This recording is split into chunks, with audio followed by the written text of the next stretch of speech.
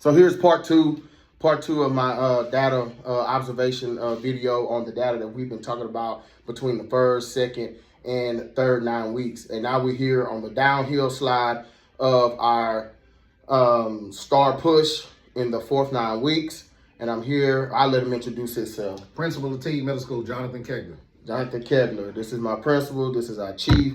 This is our head of our establishment here. And Mr. Kegler, in the previous video, we were talking about the data and the TFARS that sixth grade took today, but we're also was recapping on the data that we did from the first, second, and third 9 weeks.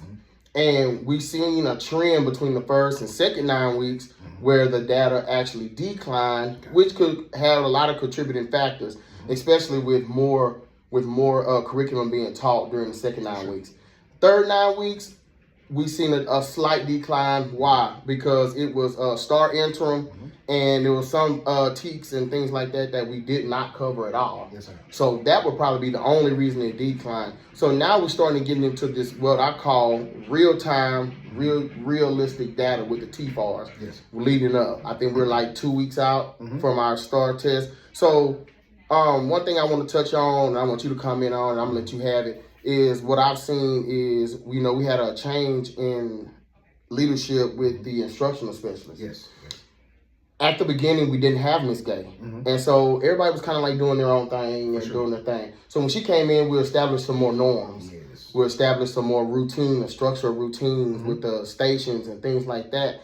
And in my opinion, I've seen an uptick. Yes, for sure. An uptick in the instruction, an uptick in the kids comprehending. Now, when I say comprehending, I'm not saying they go in and you be like, oh, he knows this. No, the kids are actually retaining the information because of the structures that are in place. For sure. Because now what I'm seeing is kids that normally you would have to go over 3 or 4 times with things, they're actually the ones that are actually raising their hands and trying to ask questions. For sure. So I want to get your opinion on that as far as data. Yes. Data. So as you mentioned, the first, second, and even third 9 weeks assessments, and even our star release, all the different things we've done, it was kind of, at the beginning we took off because it was new.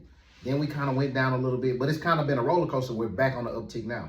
But in January when we came back in, our goal was to get station-based and everything. Station-based meaning I'm going to break it down, it's going to be in smaller chunks. So our kids now are getting into smaller chunks and being able to get that information back quicker.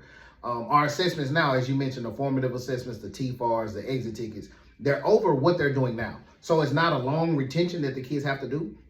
It's quicker. We're able to have those formative assessments pieces where we can grab it right now. It's not a summative. So our kids struggle with a summative a little bit because it's more information that they're over. But now with these formatives, these quick little checkpoints, they're able to get them because now they're seeing it. Also what that is doing is it's giving them the confidence. I was just talking to Ed Elements this morning. So that's kind of an organization that we work with. We're working with Blended Learning, right? And so I was talking to them and telling them our kids are experiencing some success now. So with this little bits of success, now they're able to multiply it over many. So even like with the track, so I use sports and academia alike, but even with the track, you mentioned, man, we just got to get our relays down. We got to get our handouts down. Yeah. So the handouts are building momentum. Our kids got better at the end. We didn't necessarily win the track meet, but we were more proficient in what we were doing. So our students are doing the exact same thing in class because it's quicker. So it's this 4x1 versus the 4x4 where they get tired. The 4x1 though, our kids are picking up that steam and they're getting better in the timing.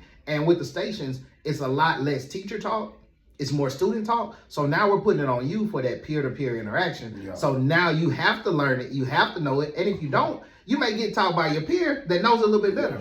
We've also had some AEA kids, so some newcomers that struggle with the language. Now we have kids that are translating to other kids. And if I can learn it enough to teach it to somebody else, then I really know it. So I seen one thing I also seen on on the third 9 weeks assessment, which was our star intern.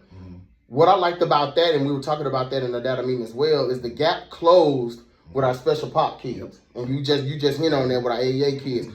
We had more kids than we did last year that from our special pop, and I say special pop, I'm talking about our 504 special education kids that moved over from the did not meets or approaches. Now they're in the meets and the masters category.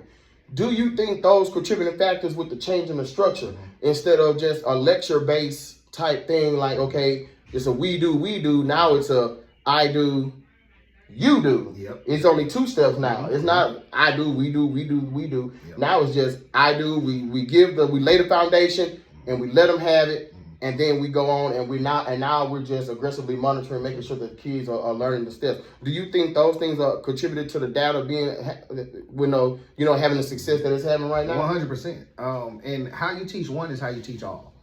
And that one size fits all analogy, sometimes we try to do that and it's rough because, like you mentioned, if I stand up here and lecture all day, everybody might not get it. But that IEP that this one kid has, if I can give a personalized learning plan for all, now that's where it's gonna hit the sweet spot.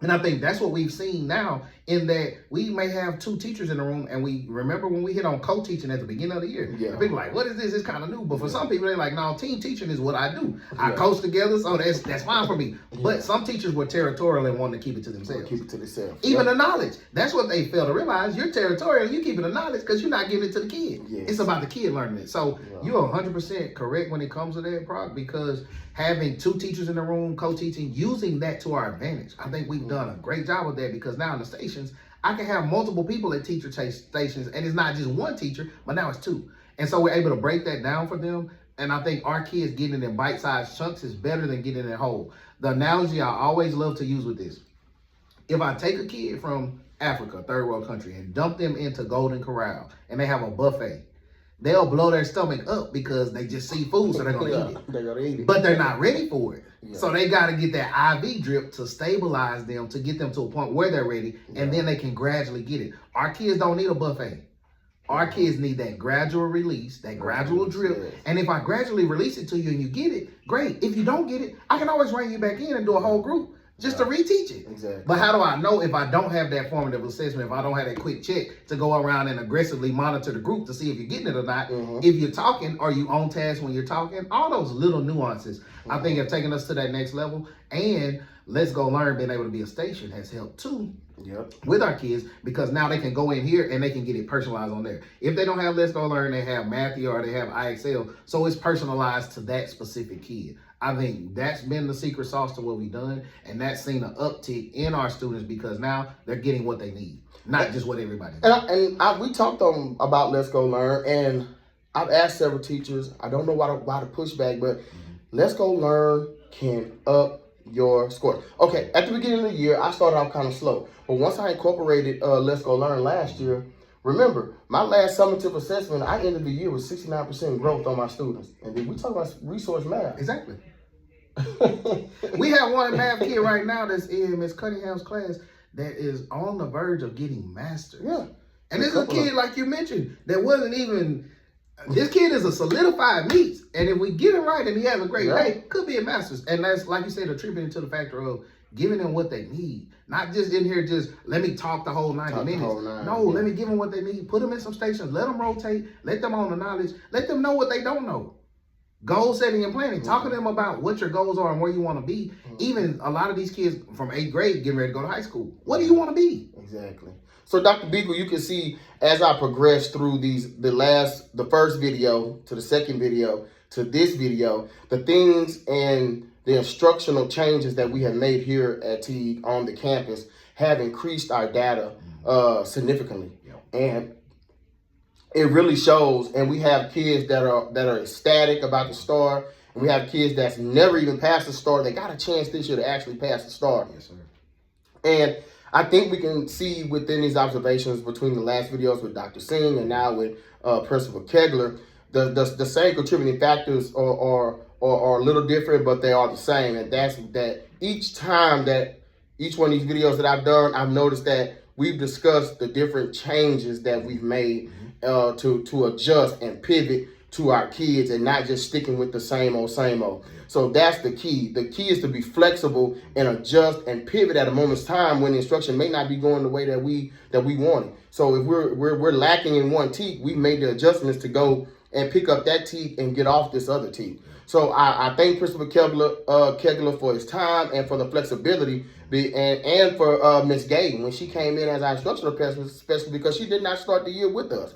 So when she came in as our instructional specialist and changed the structure of our teaching model, that changed the pace of the classrooms, which has incorporated in what you've seen in the first video at the beginning of the year when I did this video, to now what you see in our data. And when Miss Gay read out the statistics for 6th grade during our CBPL today, all those kids, we have 22% masters in this last formative assessment. We have like 95% in meets and that. So that shows a lot of growth. And when STAR comes around in the next 2 weeks, boom, bam. We get a chance to show what we know. We get a chance to show what we know. I told him this in the very beginning when he was talking about it, and he was talking about going into leadership.